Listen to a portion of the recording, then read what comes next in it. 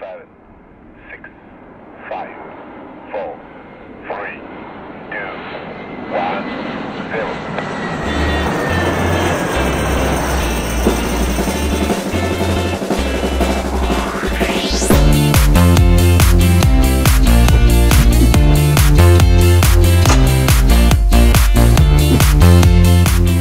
I'm here at the Boston Trauma Research Foundation conference, Bessel van der Kolk's 35th conference on trauma, and I have the honor to have here with us Ed Tronick. Ed Tronick, thank you for being here and accepting to have a discussion together, a conversation together around. You've done you're a researcher. You've worked. You are the one who did the still face experiment. So I'd love to hear you about that. Of course, having you here talking about what you did and what you brought to the field is really important. Well, I'm really pleased to be here, and when I first did the still face experiment, this is a long time ago, we were looking at the interactions of infants and their parents at that time, primarily with their mothers. And we had a view that the infant was, this is say a 2 or 3 month old infant, we had a view that the infant was really active and intentional during the social engagement with the mother. And I really wanted to show that the infants did do something, that they were really sensitive to the emotional displays of the parent, and given their reaction to what the mother was doing, that they would change their behavior. And we did a lot of looking at live interactions, and I did a lot of statistical analyses, and they all seemed to point to the fact that the infant was doing something. And then I really wanted to show it as an experimental effect. And so I thought to do the still face, which was to have the mother interacting with the infant, but then she stops interacting. And what would the infant do? If the infant was not really engaged in the interaction, then the infant might look around, just be sort of bored or whatever. But it isn't what we saw. What we saw is as soon as the mother stopped, very quickly, the infants would react, and they'd sort of look at her like, why aren't you, what is it that you're doing? And they would look at her, and sometimes they would smile at her and try to get her to respond. And then when she doesn't respond, they turn away. But when they turn away, they come back again to try and get her again to respond. But each time they try and fail, the amount of time that they'll keep doing it gets shorter. And finally what happens is, and I'm only talking about doing this for 2 or 3 minutes, finally what happens is the infant eventually turns away, starts to sort of self-comfort, and is withdrawn. And many infants just stay like that, and some of the infants get really upset and they begin to cry. But then when the mother, we give her a signal and she starts to interact again, almost all the infants, very quickly, they reestablish their play with the mother. And it's really just an amazing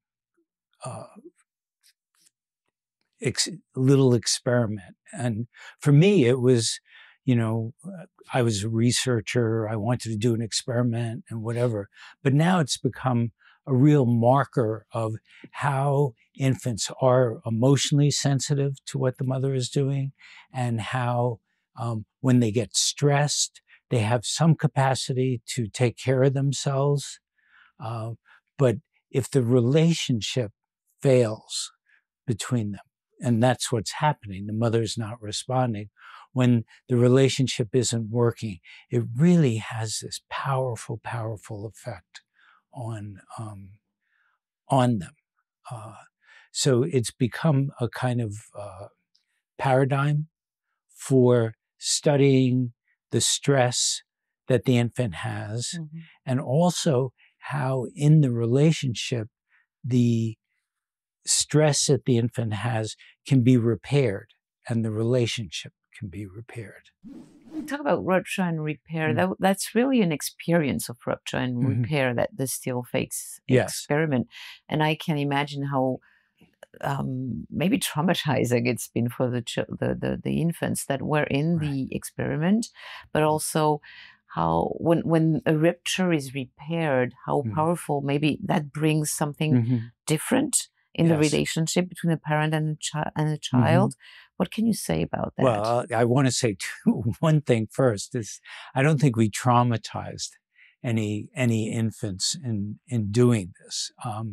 If you think that during the typical everyday interactions that parents have with infants, you put them in a car seat, or you're working in the kitchen and they're over here and they want you to pay attention to them. And so there are lots of times where even the most wonderful parent doesn't respond to the child right away. So it's a stress that children experience, I think, just on a daily basis, and they experience it most of the time.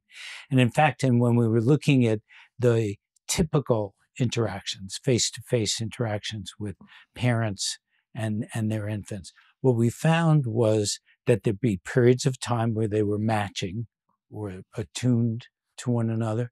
And then there were periods of time where they were not matching and they were not attuned. And the finding that we had in those studies was that on average, about 70% of the time, the interaction was not in a matching state. So it would be, if we were doing it, we're looking at each other now, we're matching, and then the baby looks off to the side, or the mother gets distracted, or the baby looks down at its hands or whatever. So there are these periods of matching and mismatching were occurring very frequently. They're short periods of time. But then they're followed by a repair. So it's the baby's looking, smiling, right? And then looks away. So then now there's a mismatch, but then the baby comes back and we're back in a matching state. And that coming back is what we call a repair. And the repair has, I think, very powerful effects, even though it's very small. But when it occurs, the infant, one, feels connected again, and the parent feels connected with the infant. Second is that the infant feels like, oh, when I turn away and I have a sort of negative state, when I come back with the parent and we match again, I have a positive state.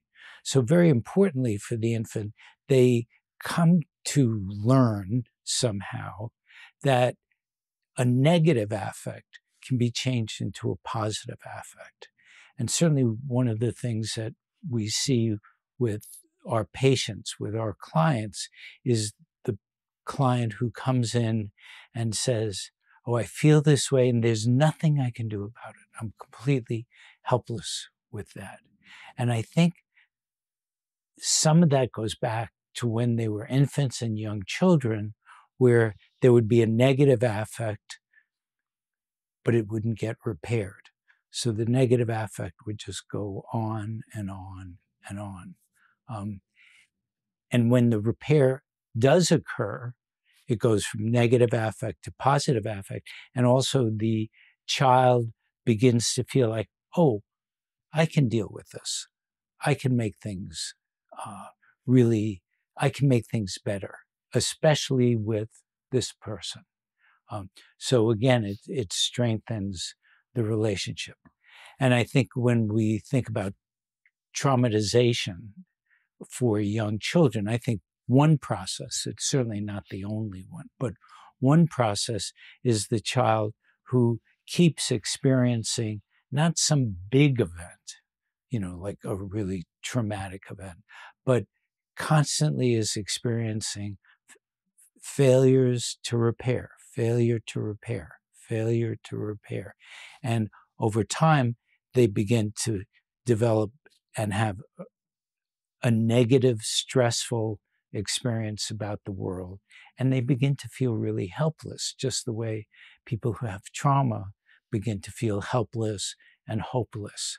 So no big event, but you can think that if they have a really big event, then that they can't repair.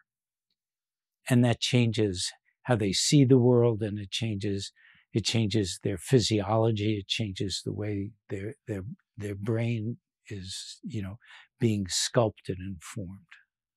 So that's what we say more and more, that trauma is not always and it's not mostly one event. It can be really small ruptures and ruptures that are never repaired. Exactly. And that's I wish all my colleagues would understand that, because I think one of the things we've had has happened with trauma. We say the word and we say, oh, this patient had a trauma. And then we forget that even if they had a terrible event, maybe sexual abuse or being physically assaulted or something like that, that once that happens, then there's the next period of time. What goes on during that? And for example, if the parent engages in this sexual abuse with the child, okay, so that's the really problematic event. But you have to think that the parent who does that, before that occurred, what was their parenting like with the child? Most likely it was not very, very effective. And so the child is being compromised even before the event occurs, and it makes the child very vulnerable to the event. And then after the event, so now the child has a much bigger compromise, there's all the experience that they have afterward. And the parent, again, is not functioning, is not parenting very well, and the child is trying to adapt. So the phenomenon is there's a kind of before, there might be the event, and then there's an after, and the development keeps on going. And if I'm an infant and I begin to see the world as a dangerous place, then when I interact with people who actually would be kind and helpful to me, I've already begun to think that the world is dangerous. So now I interact with them in a way that distorts their behavior, and they can't make contact with me. And so it keeps on feeding itself. And finally, you become an adult. But for, let's say it was 8 years of age when it happened. So now you're 25 and you've had, 17 years of thinking, oh, the world is dangerous. I can't get along with people, whatever. And now I really have a lot of problems. I can't relate to people. I can't have a relationship. And yes, we say you were traumatized back here, but you've lived a lot of life over time now, believing the world is dangerous and acting as if the world was dangerous. When you say that, I really have a lot of emotion coming, thinking about all those children that have been struggling with that, with this non-attuned attachment or relationship.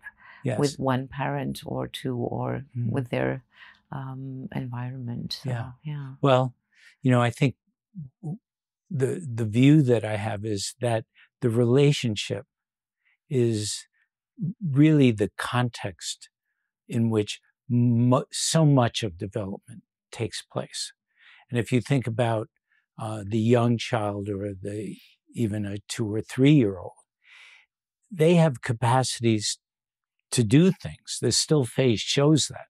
The still face shows they can try to elicit, they react to people. But if they don't get what I call scaffolding, help from a parent or someone who really cares for them, they can't manage the stress on their own. And what happens is, if they're not getting the support, they kind of shut down, turn inward, and are defended against anything that would upset them, because they're trying to hold on to the organization that they have, right? And if they can't hold on to it, they get distressed, and they're wasting energy by being so upset. And to be upset is to use 5-6 times more energy than when they're calm and related. So it's a very costly process. So the relationship is really critical for development. It's not that children don't do things in the world and they play with things, but the relationship, more than anything else, gives them the sense that the world is safe, that I can do things in the world, that I can operate in the world. And if they're not getting that, and if something really, really terrible happens, so they're not getting it, and then something terrible happens. Now, what we talk about in terms of being trauma is the fear of the world, the anger, the frustration, the sense of failure.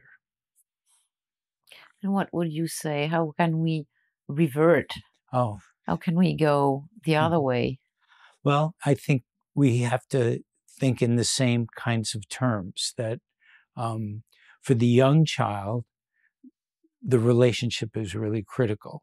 So where we as therapists need to work with that child who's experiencing stress and is distressed and frightened, is with the relationship.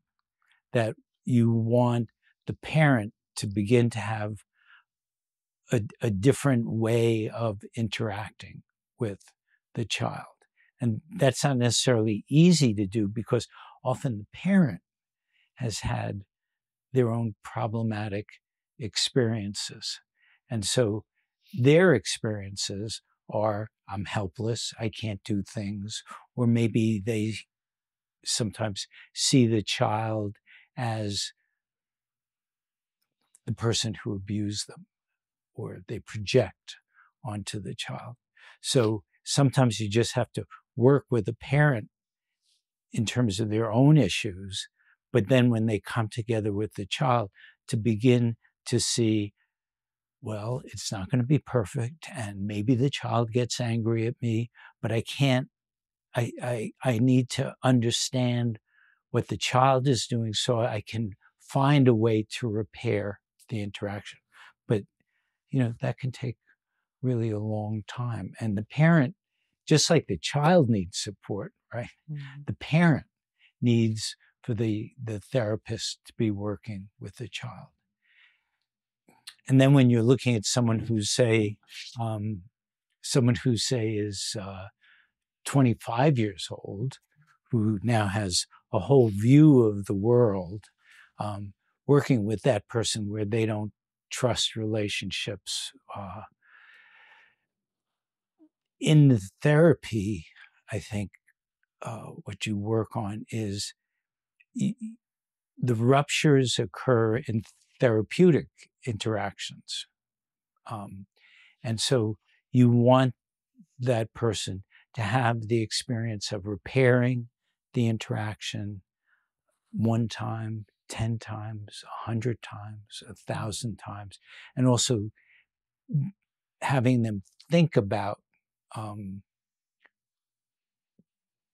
oh, we managed to repair the interaction.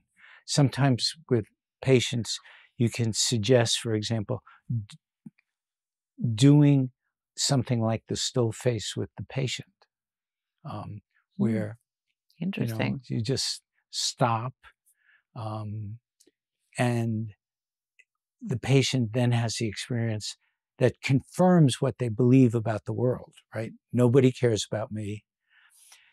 Everyone's going to be is dangerous or whatever. And so they have that experience, and they begin to feel the anger that they have, but they also begin to feel the loss that really underlies the anger. And then you can take that and work with the patient in terms of they're gaining a sense and some meaning making about what it is that I was feeling. Where in my body does it hurt? How does my body feel this way? But we repaired it. And when we repaired it, it feels very different. So they have this experience that captures some of the experience that they've had before, and what those early experiences were doing to them. Well, thank you, because I would never have thought about using this still face experiment in a therapeutic in a therapeutic manner. Yes. So thank Right. you. That's really something I want to take with me. Well, something very interesting about it, we've done studies with adults. So we have two adults, and it'd be like me talking to two people, and I'm saying, okay, you're going to make believe you're a child or a baby. You don't have to act like a baby, but just kind of think about what. And you're going to act like you're the parent, right? And then I want you to interact with one another. But then I'm going to tell you when to stop interacting and do the still face or something like that. So both of you know what the role play is. You know this is a baby. He knows or she knows that you're going to do this, not react. So everybody knows what's going on. And so you interact, and then we give an instruction to hold the still face. And very quickly what happens is the person who is role-playing the baby, even though they know you're under our instruction, right? You see them not unlike the baby. Like they reach out, why don't you talk to me? Stop doing that. And they really get angry. And when we ask them what their experience was afterward, they say, I got panicky. I got angry. I felt really helpless. I didn't know what was going on. And the person who did the still face will say, oh, I felt guilty and I felt bad for this person and what was going on. So even though you know cognitively exactly what's going on, the effect on what's going on in our bodies of these other systems that we bring with us react just as if it was an infant. So I think it speaks to just how critical, or fundamental it is to be in relationship, to have relationship. And that when it gets violated, it disrupts our functioning. And it's not necessarily that it disrupts our cognitive functioning, or because you understand that, but it's really inside the body. And that's also what trauma does. Mm-hmm. Trauma disrupts the body as much as it does the cognitive processes. Mm-hmm. And it also emphasizes the importance of the social engagement system. Oh, sure. Here. Yes. And that's what Steve Porges have really, he's an advocate of Right. that. And this social engagement system, what we convey through our gaze, through our mimics, through our voice, through everything here. Everything that we do. There's a lot. Yes. So much. Right.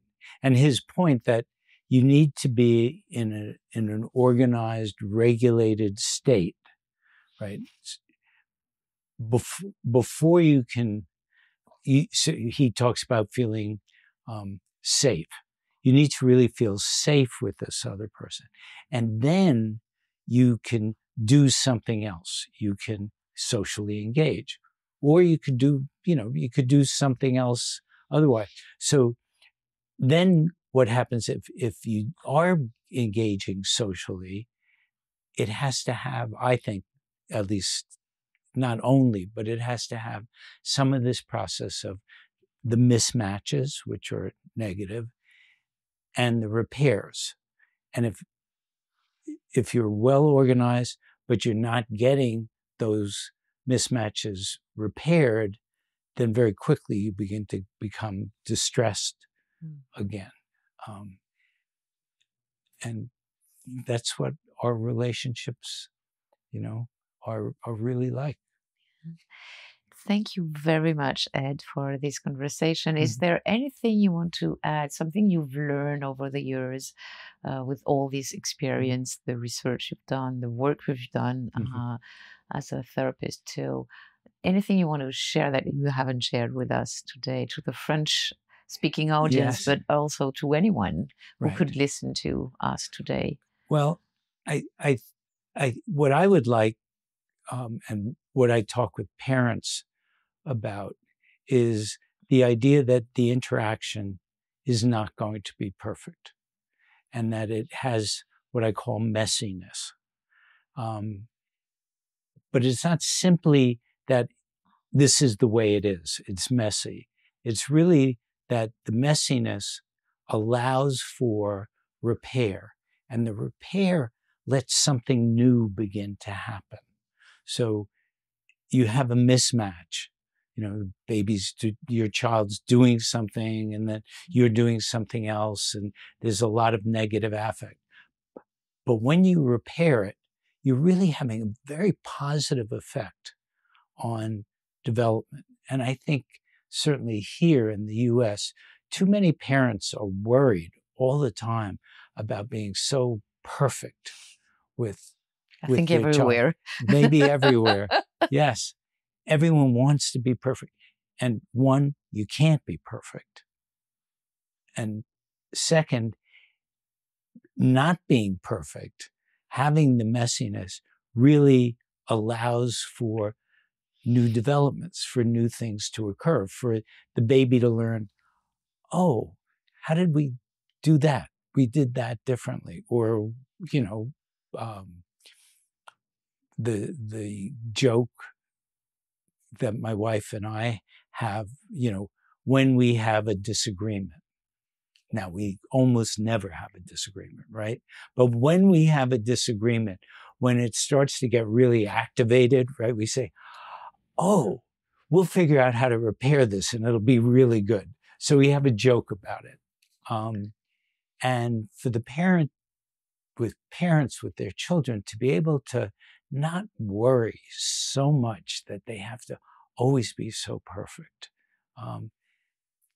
It's not damaging their child. It's actually making things possible for the child to learn things and to be connected.